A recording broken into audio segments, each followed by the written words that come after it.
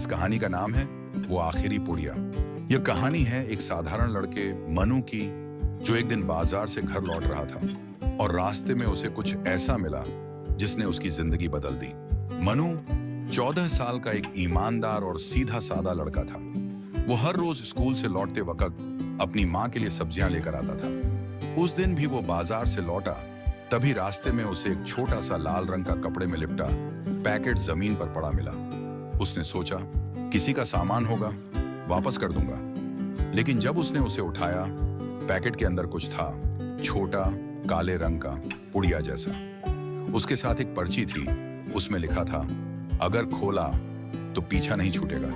मनु चौंक गया। उसने सोचा हो सकता है मजाक हो, लेकिन अगर किसी का कीमती सामान है तो लौटाना चाहिए।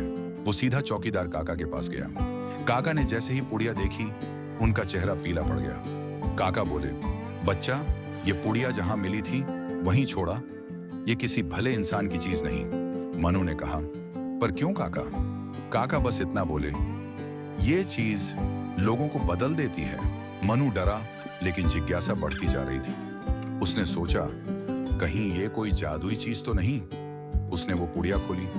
अंदर एक चिट्ठी थी।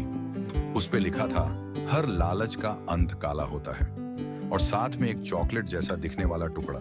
उसने उसे छूते ही देखा, उसकी जेब में पहले से रखे 10 रुपए 20 रुपए बन गए थे। अब वो हैरान हो गया और कहा, क्या ये कोई जादू है? मनु ने सोचा।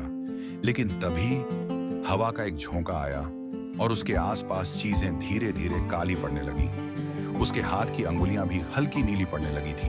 डर के मारे वो भागा और पुड़िया को उसी जगह वापस रखाया। अगले ही पल हवा थमी और सब कुछ पहले जैसा हो गया। लेकिन मनु अब समझ चुका था।